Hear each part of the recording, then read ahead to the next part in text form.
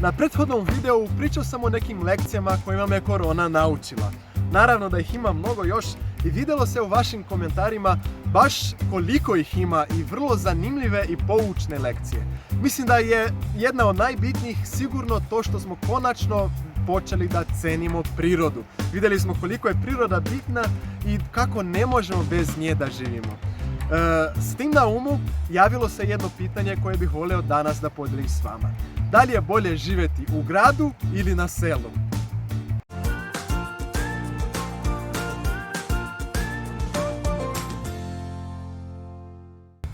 Prvo moram da vam kažem da sam većinu svog života proveo u gradu.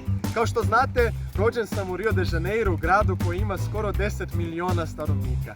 Ali u detinjstvu sam dosta putovao od grada do sela, stalno od grada do sela, jer mi je majka iz malog grada Tiradentesa u državi Minas Geraisa u Brazilu.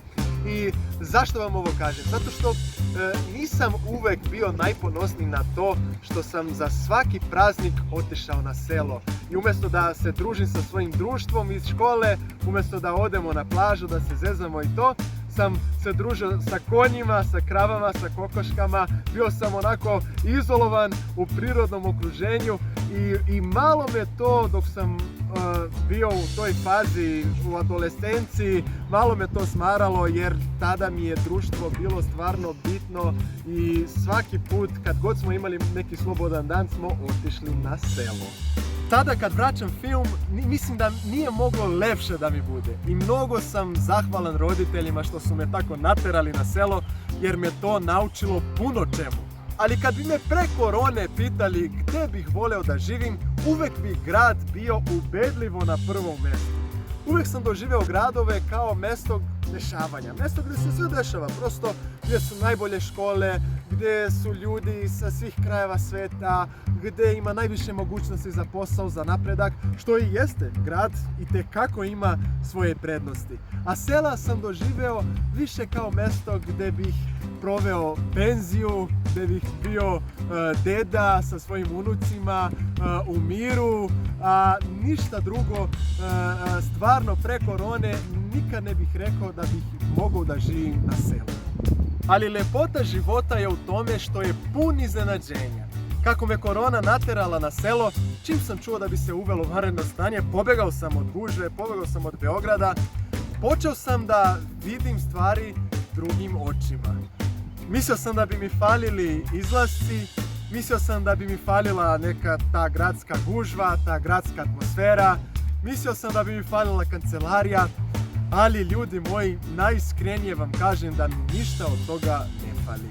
Šta više, osjećam se slobodnije i srećnije nego ikada na selu trenutno.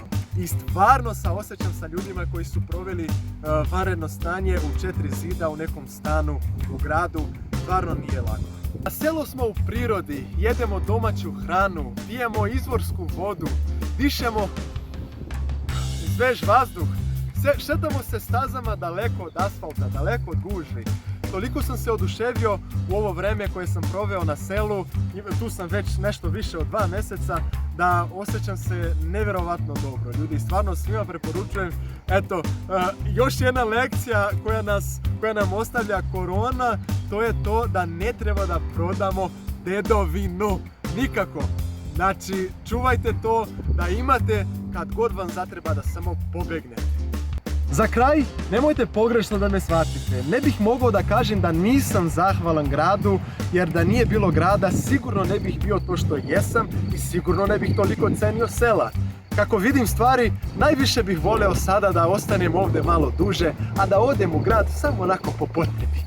Ne znam da se vi slažete. Ostavite u komentarima vaše mišljenje gdje biste vi voljeli da živite. Da li na selu ili u gradu i da li se to promenilo pre i posle korone. Šta vi mislite?